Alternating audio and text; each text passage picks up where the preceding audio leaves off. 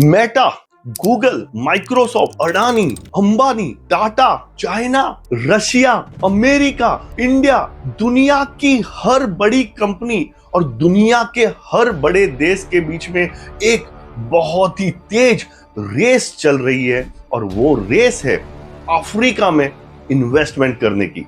दुनिया की जो बड़ी बड़ी कंसल्टेंसी कंपनियां हैं, चाहे वो मैकेंसी हो, चाहे वो बॉस्टन कंसल्टेंसी ग्रुप हो, इनके जितने भी सर्वे आज हो रहे हैं उसमें एक ही बात निकल के सामने आ रही है कि अगले 100 साल तक अगर कोई रीजन दुनिया का सबसे तेजी से ग्रो करेगा तो वो है अफ्रीका।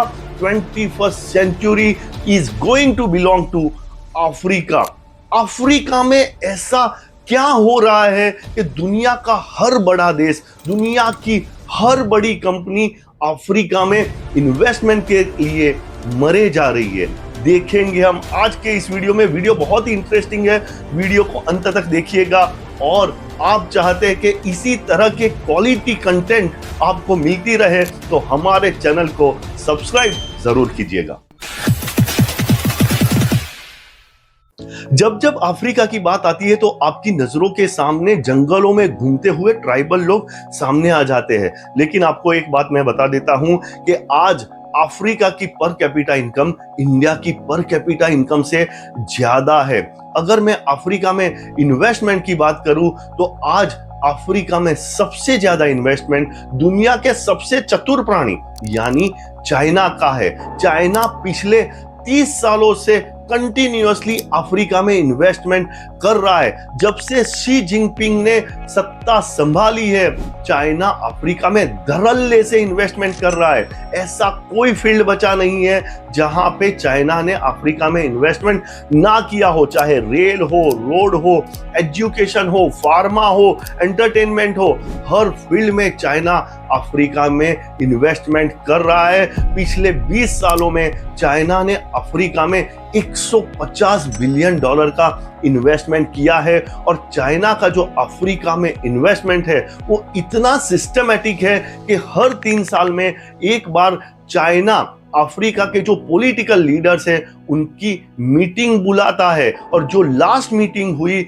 उसमें चाइना ने कमिटमेंट दी है कि 2027 तक यानी अगले 3 साल में चाइना अफ्रीका में $50 बिलियन का इन्वेस्टमेंट करेगा। चाइना की जो प्राइवेट कंपनियां हैं वो $10 बिलियन का इन्वेस्टमेंट करेगी और चाइना की गवर्नमेंट अफ्रीकन कंट्रीज को $30 बिलियन की लोन देगी।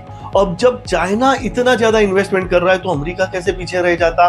जो बाइडेन गवर्नमेंट ने एक बहुत ही एग्रेसिव इनिशिएटिव लिया जिसका नाम है प्रॉस्पर अफ्रीका। इस इनिशिएटिव के तहत अमेरिका की गवर्नमेंट ने पिछले 5 साल में 1700 प्रोजेक्ट्स में इन्वेस्टमेंट कर दिया है जिसकी टोटल वैल्यू है $63 बिलियन की। गूगल ने सिर्फ अफ्रीका में इंटरनेट की स्पीड बढ़ाने के लिए $1 बिलियन का इन्वेस्टमेंट किया जिसमें उन्होंने यूरोप से लेके अफ्रीका तक अंडर सी केबल बिछा दी है। तो आप समझ सकते हैं कि अफ्रीका में इन्वेस्टमेंट के लिए कितनी तेज होड़ लगी हुई है। मोदी जी भी अलग अलग प्लेटफॉर्म पे अफ्रीकन कंट्रीज को सपोर्ट कर रहे हैं। उन्होंने G20 में अफ्रीकन यूनियन को शामिल करने के लिए बोला और G20 में अफ्रीकन यूनियन को शामिल कर दिया गया। यूनाइटेड नेशंस में भी मोदी जी ने बहुत बार अफ्रीकन कंट्रीज को सपोर्ट किया है। देखिए, अफ्रीका और इंडिया पिछले 500 से ज्यादा सालों से एक दूसरे के साथ बिजनेस कर रहे हैं। अफ्रीका में गुजराती फैमिलीज पिछले 500 से ज्यादा सालों से बिजनेस कर रहे हैं और वहां पे वेल एस्टैब्लिश है। टाटा ग्रुप पिछले 50 सालों से अफ्रीका में इन्वेस्टमेंट कर रहा है और अब बहुत ज्यादा वहां पे एक्सपांड कर रहा है। वहां पे हर फील्ड में टाटा ग्रुप का इन्वेस्टमेंट है। महिंद्रा एंड महिंद्रा ने इथियोपिया, टांजानिया, केन्या, नाइजीरिया में अपने प्लांट खोले हुए हैं। अडानी ग्रुप भी सी पोर्ट में, एयरपोर्ट में, पावर जनरेशन में वहां पे इन्वेस्टमेंट कर रहा है। जियो ने वहां पे घाना के टेलीकम्युनिकेशन नेटवर्क में इन्वेस्टमेंट करने का फैसला कर लिया है। और एयरटेल अफ्रीका की आज दूसरी सबसे बड़ी टेलीकम्युनिकेशन की कंपनी है और आने वाले समय में अफ्रीका में एयरटेल और जियो एक दूसरे के साथ टेलीकम्युनिकेशन के लिए कंपटीशन करने वाले हैं। आदित्य बिरला ग्रुप ने भी अपनी प्रेजेंस 6 से 7 अफ्रीकन कंट्रीज में बना ली है। कम से कम 4 से 5 कंट्री में अल्ट्राटेक सीमेंट के प्लांट बने हुए हैं। तो इंडिया की कंपनीज और इंडिया की गवर्नमेंट भी अफ्रीका में इन्वेस्टमेंट करने के लिए रेस में है। लेकिन दुनिया की हर कंट्री और दुनिया की हर कंपनी क्यों अफ्रीका में इन्वेस्टमेंट करने के लिए मरे जा रहे हैं, और हर सर्वे में ये निकल के क्यों आ रहा है कि Africa is going to be the future? इसका सबसे पहला रीजन है अफ्रीका की डेमोग्राफिक। अगले 100 साल तक अफ्रीका दुनिया का सबसे यंग रीजन रहने वाला है। आज अफ्रीका की पॉपुलेशन है 140 करोड़ और अगले 25 साल में और 110 करोड़ अफ्रीकन पैदा हो जाने वाले हैं। यानी 2050 तक अफ्रीका की पॉपुलेशन होगी 250 करोड़, जिसमें से 70% अफ्रीकन जो है उनकी एज 30 साल से भी कम की होगी। और जिस रीजन में सबसे ज्यादा पॉपुलेशन यंग होती है उस रीजन का कंजम्पशन भी बहुत ज्यादा होता है, प्रोडक्शन भी बहुत ज्यादा होता है, इनकम जनरेशन भी बहुत ज्यादा होता है, इन्वेस्टमेंट भी बहुत ज्यादा होता है और उस रीजन का ग्रोथ भी बहुत फास्ट होता है। यानी अगले 50-100 साल तक अफ्रीका का एक्सपोनेंशियल ग्रोथ होने वाला है। अफ्रीका के ग्रोथ का दूसरा सबसे बड़ा रीजन है वहां पे तेजी से ग्रो हो रही वहां की स्टार्टअप इकोसिस्टम। आज अफ्रीका का जो यूथ है वो पढ़ा लिखा है। 4 में से 1 अफ्रीका का यूथ अपना नया स्टार्टअप ओपन कर रहा है और इसकी वजह से पिछले 10 सालों में अफ्रीका में यूनिकॉर्न्स की संख्या धड़ल्ले से बढ़ गई है और कुछ यूनिकॉर्न्स, कुछ स्टार्टअप तो न्यूयॉर्क स्टॉक एक्सचेंज में भी लिस्टिंग हो गई है। तो अफ्रीका की जो एंटरप्रेन्योरशिप की इकोसिस्टम है, जो स्टार्टअप इकोसिस्टम है, वो उसके ग्रोथ का एक बहुत बड़ा रीजन है। अफ्रीका के फास्ट ग्रोथ का और एक बड़ा रीजन है डिजिटल रिवॉल्यूशन। अगर आज दुनिया में डिजिटल रिवॉल्यूशन सबसे तेजी से कहीं पे हो रहा है तो वो अफ्रीका में हो रहा है। अफ्रीका में डिजिटल पेमेंट की कंपनियां, फाइनेंशियल टेक्नोलॉजी की कंपनियां, ई कॉमर्स की कंपनियां, सॉफ्टवेयर की कंपनियां धड़ल्ले से बढ़ रही है। एक एग्जांपल आपको देता हूं कि आज अफ्रीका में जितने भी फाइनेंशियल ट्रांजैक्शन का टोटल वॉल्यूम हो रहा है उसका 33% वॉल्यूम